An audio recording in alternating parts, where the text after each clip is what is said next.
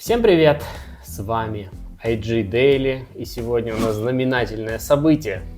Сегодня полгода нашему каналу, и для нас это очень важная дата. Да, сегодня 1 июня, канал мы создали 1 декабря, поэтому да, уже прошло 6 месяцев, и сегодня мы хотим поделиться с вами, как это все было и сколько мы заработали на YouTube. Очень волнующих, наверное, всех вопрос. Но давай начнем сначала, как все начиналось. Начиналось так, что у Вани появилась идея, говорит, давай будем создавать YouTube-канал. На самом деле у него уже был свой канал еще лет 10 назад, 8 назад, но потом он его бросил, и сейчас снова захотел снимать видео. И где-то в ноябре он сказал, все, 1 декабря у нас выходит новое видео. Ну и мне осталось уже подстроиться. В принципе, я, конечно, была с ним согласна, у нас общие цели, общее видение все равно. Но вот его конкретные сроки, они, конечно, заставляют именно делать, не думать. Вот если бы он не назвал эту дату, наверное, я бы до сих пор собиралась. Еще где-то, может быть, через месяц начну снимать. Да, сразу отвечу на вопрос, почему я прошлый канал забросил. Ну, было очень много факторов, из-за чего пришлось забросить этот канал, так сказать, потому что мы переехали в Германию, был очень слабый интернет.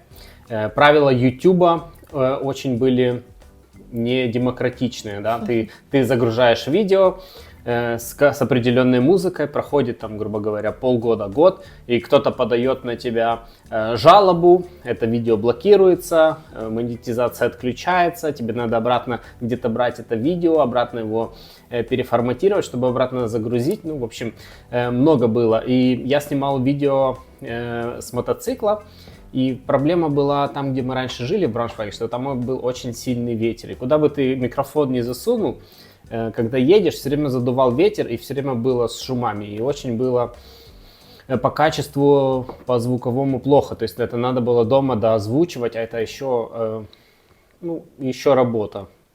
Здесь нужно оговориться, что видео он снимал про мотоциклы, и поэтому было так важно, что вот этот вот шум, да, постоянно был на видео. Да, постоянно был шум на видео. Ну, пока ты едешь, ты что-то рассказываешь, объясняешь, показываешь, как ехать на мотоцикле. У меня было много видео. Там было и видео, на котором было и 160 тысяч просмотров, и больше.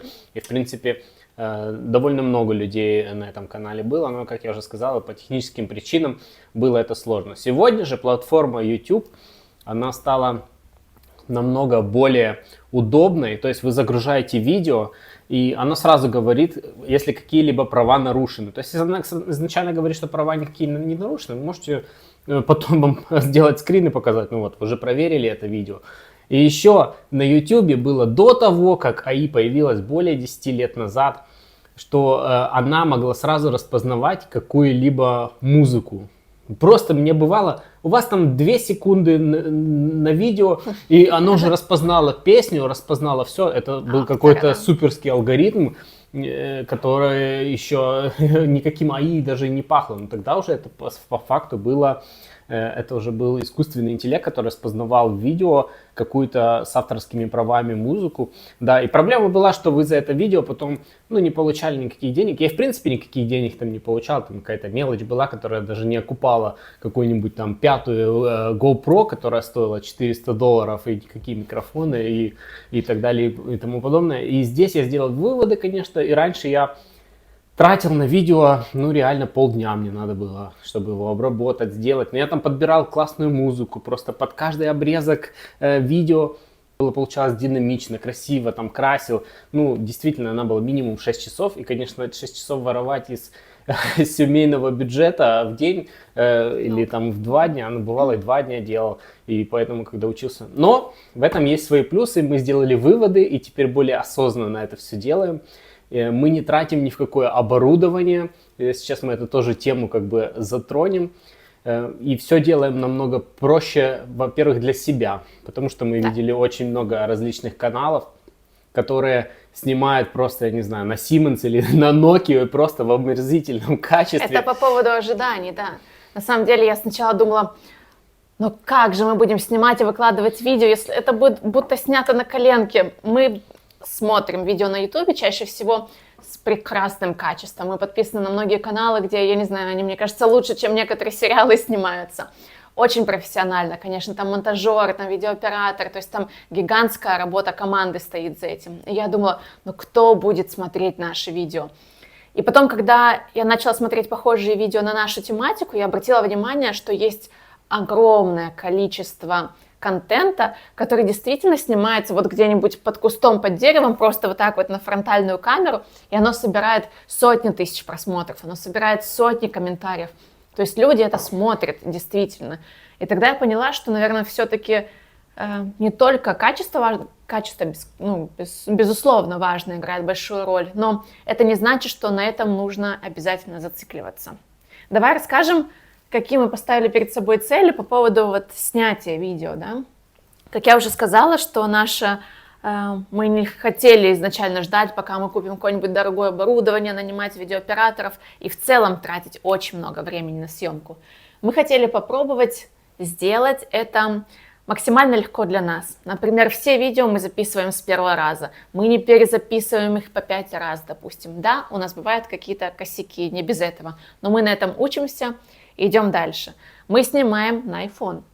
В принципе, что мы купили? Мы купили петлички просто и... Ира хотела не покупать петлички, я сказал, что без петличек, даже на iPhone. iPhone, в принципе, он хорошо очень записывает звук на свою... как называется, фронтальная камера, которая возле стекла, Да-да, а та, которая вторая? Вторая. Некоторая маленькая. Короче, если вы на маленькую камеру записываете, то звук записывается хорошо. Как только вы переключаете на основную камеру, на заднюю камеру, то все, сразу звук пропадает. Мы вот когда ездили в путешествие в Италию, мы не взяли петлички из отеля и поехали снимать. И, конечно, вот звук тогда запоролся. Я сказал, не-не-не, петлички мы возьмем. И причем петлички, опять-таки, мы брали относительно бюджетные, потому что, непонятно было, как пойдет, не пойдет. Были там, есть петлички фирмы там Rode и так далее, DJI, которые стоят 2 петлички, там 200 евро, 300 евро и так далее. Я сказал, нет, во-первых, нам надо сразу минимум 2 петлички, потому что сразу изначально была идея снимать интервью.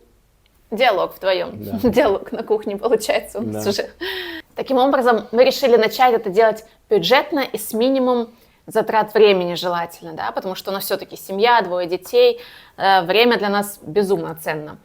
Поэтому мы купили буквально только петлички, телефон у нас есть, начали снимать. Как я уже сказала, мы снимаем не по 10 раз, мы сняли 1 раз, и в принципе это и выкладываем. У нас нет каких-то продуманных по 10 дней сценариев. Сценарий мы готовим буквально за пару дней, мы продумываем, о чем мы будем говорить, обсуждаем приблизительно содержание, структуру, допустим. Дальше я могу поискать какие-нибудь факты интересные, вспоминать что-нибудь. Дальше как распределяется? Снимает у нас штатив, по сути. Ваня у нас все потом монтирует. Я готовлю обложку, и ты загружаешь на YouTube. То есть достаточно это все выходит у нас по времени экономично, я бы сказала. Да. Следующий вопрос. Почему мы начали снимать? Очень важный вопрос. Очень важный вопрос. Все думают, что мы начали снимать ради денег и так далее. На самом деле за деньги мы вообще не думаем. Мы достаточно зарабатываем, достаточно финансов, чтобы жить без дохода с YouTube, скажем так, если даже он когда-нибудь будет. Мы начали снимать, чтобы помогать людям, которые приезжают за границу, в эмиграцию, в Германию, потому что когда мы приехали, конечно, нам было супер сложно и подсказать было некому, особенно по поиску работы, как учиться, как дальше делать. И я до сих пор слышу от людей, которые приехали после 22 года в Германию, что они до сих пор путают, например, Ausbildung, что это такое. Вот они думают, что Ausbildung это чтобы взять просто, ты можешь пойти доучиться. Но это не совсем так. Ausbildung это учеба плюс работа. Вы должны учиться где-то и работать. И вот эти вопросы мы хотим более ясно раскрывать, чтобы он лучше мог адаптироваться, ему было легче, и чтобы он понял Германию, потому что Германия непростая страна, язык немецкий тоже непростой, и поэтому адаптация довольно сложная. В любой стране адаптация сложная вдали от дома, и мы нашими видео хотим помогать.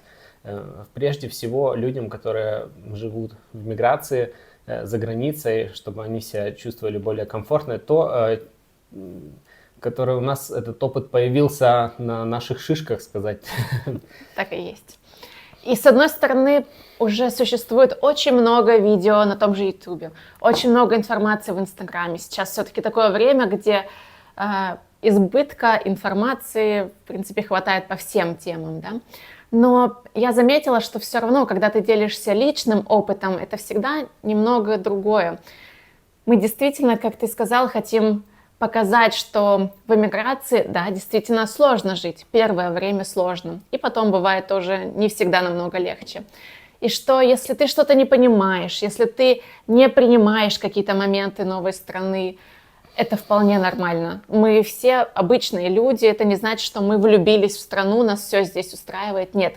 Но мы стараемся выделять для себя положительное. Мы ищем для себя плюсы, те, которые помогают нам здесь жить, которые помогают раскрыть наш потенциал, которые дают нам возможности для дальнейшего развития, для развития наших детей. Но также мы стараемся показать и какие-то минусы и недостатки, чтобы люди к этому тоже были готовы. Ведь когда знаешь, ты уже, по сути, вооружен и можешь каким-то образом подготовиться, чем если это просто застает тебя врасплох, да? Да. Ну, потому что, да, когда мы приезжали мы сюда как студенты, не как беженцы, не по каким-то линиям поздних переселенцев или еще что-то. Мы приезжали как студенты. И все говорили, вам студентам, какие в 25 лет, вам никто никогда не откроет визу.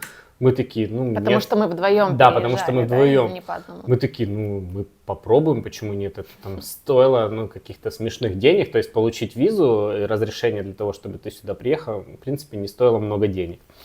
И нам открыли. И потом, когда Ира дальше пошла учиться, мне надо было вернуться, чтобы переделать визу. И потом тоже мне все говорили, все, Ваня, ты уже туда не уедешь. Какое воссоединение семей со студенткой? Потому что Ира в тот момент, у нее не было работы, и она была студентом. А у меня, по сути, прав оставаться в Германии не было никаких. Я такой, наверное, не получится. Мы попробуем. И, в принципе, все получилось. И никто об этих способах даже не знает и никогда не говорит. Потому что их нет на практике. Мы искали, перерыли тогда весь интернет, мы консультировались даже с адвокатами, никакого похожего случая мы не нашли. Но у нас это сработало, поэтому всегда нужно пробовать. Да. Давай все-таки все эти цели, то, что мы хотим помочь, это хорошо, это такая глобальная цель, скажем так, да. Но если все-таки личная цель и мотивация, мне кажется, должна присутствовать, потому что это то, что все равно помогает тебе дальше снимать и двигаться. Я могу начать про себя. У меня тоже была и есть, остается личная мотивация снимать дальше YouTube-видео. Дело в том, что я считаю, в настоящее время очень важно уметь говорить на камеру, уметь презентовать себя, уметь грамотно подавать информацию. И прежде всего не бояться говорить на аудиторию. Вот эту цель я ставила себе. Научиться говорить на камеру и не бояться этого. Могу с абсолютной уверенностью сказать, что за 6 месяцев я практически не боюсь говорить на камеру. Сначала я жутко стеснялась, я переживала, как я буду выглядеть. Я же там вся совсем не такая, какая там камера и где я. Но это дает уверенность. Чем больше ты практикуешься, тем больше ты готовишь информацию, чем больше ты снимаешь эти видео, тем легче тебе становится. И это прям большой такой жирный плюс для меня. Я очень довольна, что мы снимаем видео. Но в этом плане цель у меня такая, сам путь это и есть цель, скажем так, вот. И я очень рада, что мы продолжаем снимать. 1 миллион подписчиков, есть цель. Нет, никогда не было. Никогда не было цели зарабатывать много денег там или вообще какие-то деньги зарабатывать с канала. Это, в принципе, побочно. Если оно будет, то это будет хорошо, это будет интересно. Наоборот, будет интереснее видео. Мы будем больше познавать мир, больше рассказывать об этом. Конечно, я заметил, я даже особо не задумывался об этом. Потому что, когда мы переехали в Германию, лично у меня был очень хороший английский. Потому что мы на учебе учили, и там, в принципе, нас очень сильно муштровали по поводу английского языка. И здесь немецкий язык у меня забил английский язык. И также немецкий язык, если вы целый день работаете на работе, да, и вы общаетесь либо там на английском, либо на немецком, ну, 100% на немецком, конечно, вся фирма, и я заметил, что у меня начал очень сильно деградировать, ну, как бы русский язык. Само собой деградирует также украинский язык, не надо уже сидеть, вспоминать какие-то слова и так далее. И также самое деградирует русский язык, какие-то словосочетания, которые в комментариях часто там придираются. Скрупулезный, нет такого слова, скрупулезный или еще что-нибудь, да, но мы здесь не учителя, мы не предаем этот русский язык и литературу. И я вот заметил, что деградирует язык, я больше экаю, бэкаю, мэкаю и все остальное. И в этом плане, конечно, надо себя тоже подстраивать под это, по-новому учиться и так далее и тому подобное. И, в принципе, это, ну, для меня тоже очень важно говорить на этом языке. Хотелось бы, конечно, свободно также говорить на английском, как говорю на русском и на немецком также, но все равно это остается нашими неродными языками, и, наверное, никогда мы не сможем так же говорить, как там на русском и так далее языках. Но цель, как я уже говорю, да, мне просто нравится, например, помогать людям. Мы очень много помогали людям, которые после 22 года оказались в сложных ситуациях. И в целом это то, что, скорее всего, нам когда-нибудь воздастся, да. Тут никакой подоплеки денежной нет, скорее всего, если пойдет, то пойдет, если нет, то будем жить как есть. Ну, раз ты заговорил за цифры, давайте обсудим этот момент. Во-первых, как растет наш канал, да? Какие у нас сейчас цифры, показатели, возможно, вам будет интересно. Так как каналу уже 6 месяцев, и, возможно, подвести какие-то небольшие итоги. Был такой смешной момент, у нас было 3 месяца только каналу, то есть это был февраль месяц. Мы встретились со знакомым, он говорит: ой, я там слышал, что вы завели YouTube-канал, ну сколько у вас подписчиков, там 100 есть? А у нас на тот момент было 23 подписчика. Через 3 месяца видео регулярных, то есть мы снимали не раз в месяц, мы снимали каждые выходные. У нас даже 100 подписчиков не было. У нас были 23, наверное, наших друга, которые подписаны были на этот канал, родственники, да, которые подписаны на канал. И потом внезапно на нашем одном видео, это было 15-е видео по счету, ты даже Ваня посчитал, это было видео про экономию, о том, как экономят немцы, основные пункты. И вот это видео как бы взорвало наш канал, можно сказать. На нем уже больше 150 тысяч просмотров, на нем больше 1000 комментариев. Мы стараемся, конечно, отвечать на все комментарии, или как минимум на большинство. Чего мы только там не наслушались, конечно, и какую чушь мы несем, и спасибо, то есть все, кто-то рассказывал о своих историях. Даже немцы писали. Да, вот. И, собственно, после этого видео оно помогло нам набрать нужное количество часов, нужное количество просмотров, подписчиков, и у нас после него включилась монетизация. Да. Включилась у нас монетизация. И сразу ответим на ваши вопросы. Сколько же мы заработали? На данный момент мы заработали 0. Пока на мой счет никаких средств не капнуло, скажем так. Но висят там в AdSense, висят там 88, по-моему, евро. Я не знаю, когда мы их получим. Там было 88 всяких различных проверок, и приходило письмо домой и так далее и тому подобное. Но да, но это как бы с того видео, на котором было 150 тысяч просмотров, и у нас на других видео как бы на одном 500, на другом 2500, на другом 20, на есть 60, ну все по-разному, и даже спрогнозировать как-то, ну, мы не можем, да. Ну, то есть после уплаты налогов у нас останется где-то, может быть, 45 евро, да, если теоретически подумать. Да, если 30%. Но опять-таки это вопрос, потому что мы, например, смотрели другие видео, как там в Германии по налогообложению, и там говорят: да, вот YouTube забирает 30%, и вот мы в Германии платим еще 30%, но это говорит только об одном, что люди в налогообложении не соображают ничего, потому что это получается двойное налогообложение. А зачем вам делать двойное налогообложение? Зачем вам платить налог в США, если у нас просмотров в США 0? У нас нету по статистике просмотров в США. Почему мы должны с этой суммы платить 30% налог? И это, конечно, уже То есть вы, которые ютуберов смотрите, причем на этих каналах, там, которые мы смотрели, в новом канале 270 тысяч просмотров и все остальное. Мы все налогообложение, всем остальным занимаемся сами.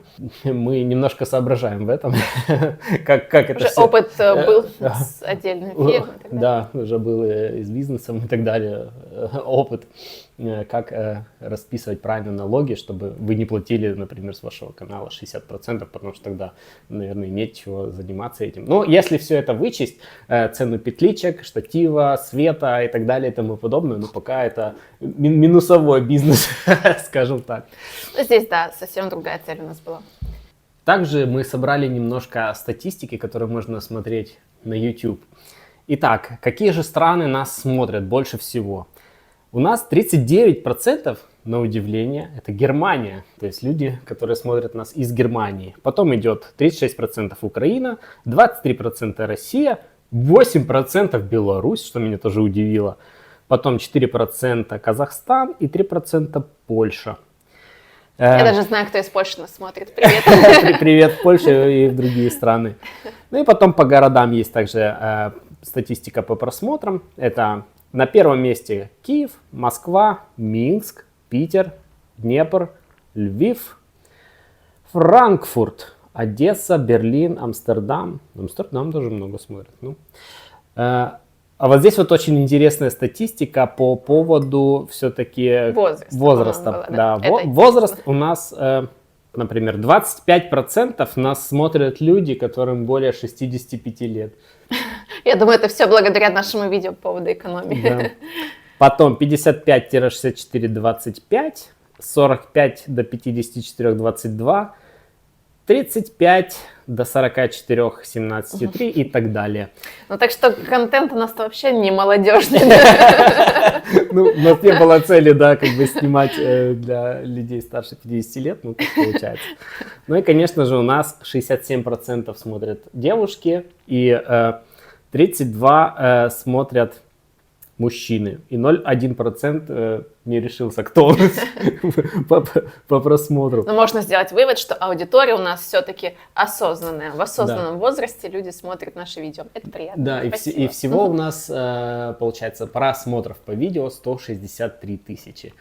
Мы сняли уже больше 20 видео за эти полгода. Стараемся снимать видео каждую неделю, выкладывать всегда по воскресеньям. У нас было буквально несколько раз, да, когда мы пропустили. Наверное, воскресенье, может быть, 2 или 3 раза. А так, самое главное – это снимать регулярно. Даже если что-то сложно, не получается, даже если вам написали комментарий, какую чушь вы снимаете, зачем вы не экономите наше время и так долго рассказываете. Главное снимать. Если у вас есть цель, продолжайте просто, да. Да, ну, тут я же говорю, это не для нас не как работа, это для нас просто хобби, нам это нравится, мы это делаем, и для нас нет никаких, скажем так, негативных последствий финансовых или еще каких-то, что мы чем-то жертвуем в этом плане. Конечно, хочется расти, хочется, чем дальше снимаешь, хочется придумывать какие-то совсем новые форматы видео, возможно, поменять обстановку, то есть, чтобы это были не диалоги на кухне, может быть, а что-нибудь новое попробовать. Может быть, приглашать каких-то новых людей для диалогов, да, ну, как обычно, как я сказала, мы переехали в новое место, и здесь у нас еще не так много знакомых, если есть, то это немецкоговорящие, и будет немного сложновато видео снимать в этом плане. Но я уверена, у нас еще все будет, и поэтому давай подведем итоги, наверное. Вдруг кто-то тоже задумывается, может быть, стоит мне тоже поснимать видео на YouTube. Если вот есть такое желание, что бы ты сказал, какие бы ты советы дал спустя полгода? Когда я что-то делаю, я потом думаю, вот это бы я сделал вот так, я сделал бы по-другому. Но в этом случае я, в принципе, всем доволен, как оно работает. Я очень доволен качеством картинки. 4К снимается, я очень доволен звуком. Со звуком мы тоже долго боролись, там было 2 проблемы, потому что у нас есть радионяня для ребенка, и когда у нас ребенок еще не ходил в садик, он спал дома, и у нас радионяня была включена, и он как-то, моя мысль, что оно все-таки работает на одной частоте и перебивало друг друга. Да. Ну и второе, как что мое предположение, почему у нас на 2 видео слетел звук, это потому что в айфоне есть такая функция, что вы просто можете зажать кнопку, и у вас открывается камера. И тогда, возможно, нет доступа у вас к USB-порту. А у нас петличка втыкается, транспондер в USB-C порт. И получается, что там, если нет доступа, то да, они получают информацию тогда. Из-за этого, эту проблему мы уже, слава богу, решили. И у нас теперь звук хороший, потому что без петлички звук просто отвратительный. Сразу, люди выключают видео, даже я бы тоже выключил, потому что, ничего не слышно, и особенно под музыку. И некоторые видео пришлось переопубликовать. А в принципе, так, чтобы я сказал, что я бы сделал что-то лучше. Хотелось бы, да, если бы у нас была, например, еще одна комната какая-то, сделать там, скажем так, фотозону какую-нибудь, чтобы там снимать. И здесь это более раскованная обстановка на кухне. Домашняя, да. Мне вообще это думал назвать какую-нибудь там рубрику «Разговоры на кухне», либо еще как-нибудь. Потому что, в принципе, этот формат, мы пьем капучино, рассказываем вам про нашу жизнь. Это нас расковывает, да. И я даже по себе заметил, что я больше там общаюсь, если с человеком, там я могу подойти, то есть раньше мне надо было на это все равно больше времени, и уже с возрастом, конечно, сложно находить себе друзей там и так далее, потому что уже у вас какие-то есть... Ты более осторожный, наверное, да? Когда ты уже все-таки такая сформированная личность, у тебя убеждения, может, принципы какие-то есть, и сложнее сходиться с новыми людьми, да? Ты более такой осторожный и держишь на расстоянии. А может, мы этому у немцев тоже набрались? Да, просто я вижу, что у детей, например, у нашей дочки, она все, привет, там, вы поздоровались, и все, они уже, это моя подруга. Да, через 10 минут знакомства она уже говорит, у нее уже новая лучшая подружка. Да, к примеру, да. И понимаешь, что, люди-то, они просто повзрослели, они тоже ищут, может, новые знакомства, новых друзей и так далее. Эти видео нам в этом помогают. Мы часто получаем комментарии, что спасибо, сначала думаем, кому это надо, а потом приходит комментарий, спасибо, я смотрю ваши видео, и они помогают мне немного адаптироваться в Германии к этим сложным и новым условиям. И тогда понимаешь, что все не зря, что даже если у нас не идеальное видео, что этой неидеальностью они помогают таким же простым людям, как и мы, все равно привыкнуть и понять, что это ок. Когда тебе что-то не подходит и сложно, это нормально. Но вообще YouTube, как он задумывался? Он задумывался как платформа для обычных людей. То, что некоторые люди, к примеру, там, MrBeast или еще что-нибудь, они делают целое шоу на платформе YouTube. Это, конечно, неправильно, потому что другие видео уже ты смотришь, такой, того картинки нету, этого нету. Как я снимаю обзоры, и там кому-то что-то не нравится, обзор, если ты там вернешься на пару лет назад, да, который снятый в 4К с отличным звуком, с отличной картинкой, это просто супер. Сегодня, конечно, уже эти все коммерческие платформы, скажем так, которые там снимают видео на 5 камер, и ты едешь, это уже такое уровня профессионализма. Но YouTube это не про это. Планка уже очень высокая достаточно. Это не про это, конечно, YouTube, это, да, он просто задумывался как платформа для обычных людей, которые просто снимают что-то интересное, и ты смотришь. Я же говорю, мы сегодня, на данный момент, мы в принципе, не смотрим вообще телевизор, вообще не смотрим его. Абсолютно нам это не интересно. Нам не интересно смотреть после каждые 15 минут фильма рекламу или еще что-нибудь у нас есть. Либо мы смотрим YouTube, либо мы смотрим Amazon, либо мы смотрим отдельно фильмы. Но все равно, я же говорю, на любой товар есть свой покупатель. Да. Это то, что я хотела сейчас сказать, что на каждое видео, на каждого креатора найдется своя аудитория. Важно ее просто найти. Всегда есть также ложка дегтя в бочке меда. Потому что мы стараемся по видео, мы рассказываем очень ценную информацию про нашу жизнь, про жизнь в миграции, про жизнь в Германии. Она подходит я же говорю, для всей Европы, для Европейского Союза, для других стран, для Америки. Неважно, куда вы поедете, она подойдет. И когда нам пишут, а можно там по существу, там, или ой, капец, какие вы душные. Мы с этих комментариев, конечно, не обижаемся, мы с них ржем. Просто в этом тоже есть минус, потому что люди, которые просто привыкли так, За 2 секунды, если их там Reels не заинтересовало, они дальше начинают свапать. Просто... Или ТикТок да, какой-нибудь. или ТикТок, который вам за 15 секунд рассказывается целая там история про кого-нибудь, то, конечно, это совсем другой формат. И да, чтобы донести мысль, чтобы рассказать большую историю, нам надо много времени. И люди, на самом деле, которые не могут дослушать, досмотреть. Я же говорю, наши видео вы можете даже не смотреть. Вы можете просто положить себе, включить видео, положить на стол, включить на громкую связь и дальше там стоять на кухне, что-то готовить, играться с детьми. Можно скорость поставить больше. Да, некоторые говорят, невозможно слушать, включила на X2. Вы можете даже включить на X3. Просто для таких людей мне сразу вопрос, да. Говорят, вот, меня жалко моего просмотренного времени. У меня сразу вопрос, а где ты живешь, в каком доме, на какой машине ездишь, на каком вертолете ты ездишь тогда, если у тебя нет времени посмотреть там 30 минут, 20 минут один раз в неделю. Но просто для меня у этих людей абсолютная деградация мозга, которые не могут сконцентрироваться просто на просмотре видео с ценнейшей информацией. Я же говорю, тут даже не в картинке дело, тут дело в том, о чем мы рассказываем, потому что мы рассказываем наш опыт, на котором мы набили себе много-много шишек, у нас было и судовые процессы, скажем так, и разборки вместе вовлечением с адвокатами и так далее и тому подобное. Мы прошли очень долгий и сложный путь. Ира закончила здесь университет, она инженер автомобилестроения, она тоже очень много всего знает. И, то есть наши слова, они просто на вес золота. И когда кто-то такое пишет, да, я же говорю, не то, что нам неприятно, мы воспринимаем эту критику адекватно.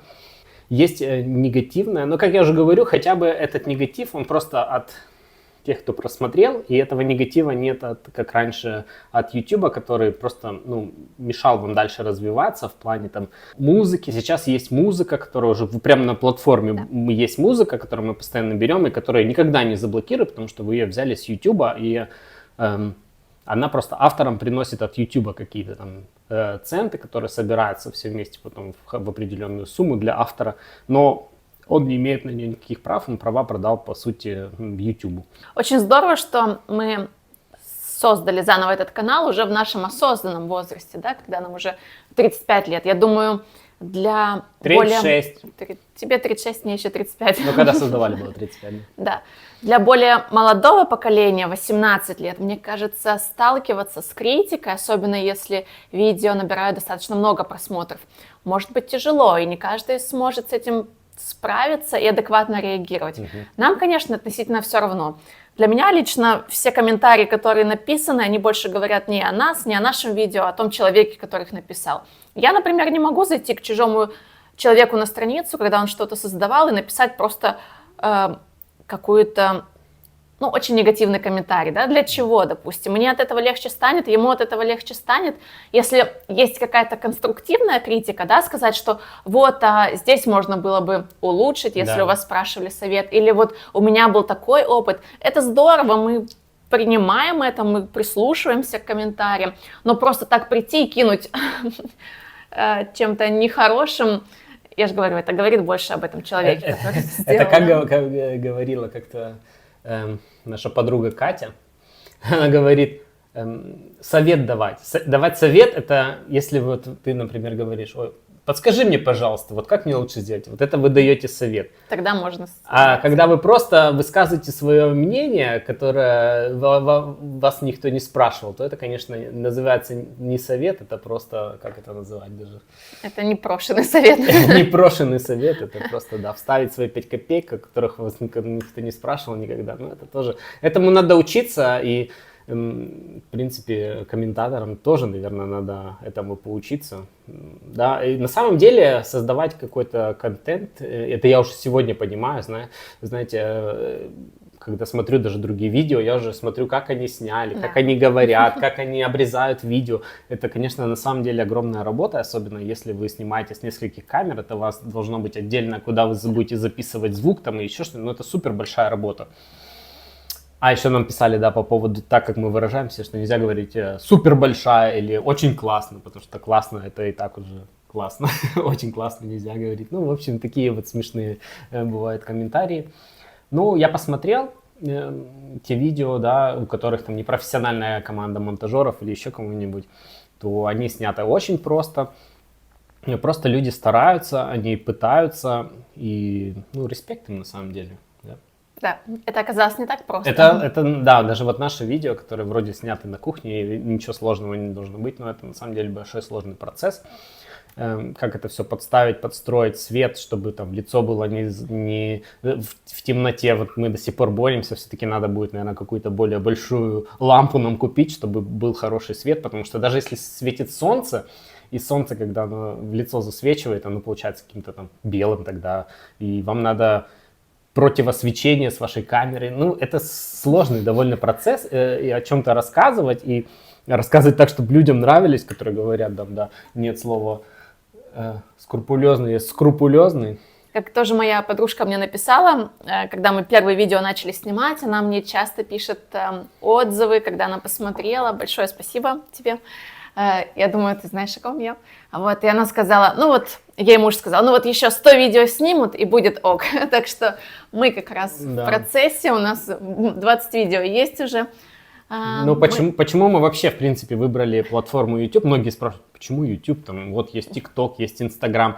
Ну, потому что у YouTube очень ясные и прозрачные условия. Да. У них четко написано, вот у вас 1000 подписчиков, 4000 просмотров, вы там к нам попадаете, там можете монетизировать видео, вот у нас так, у нас это, у нас, например, там видео собирает монетизацию с рекламы, а есть, например, те, у кого премиум, как у нас, например. Если смотрю видео с премиум, человек автоматически получает от меня уже деньги, как бы.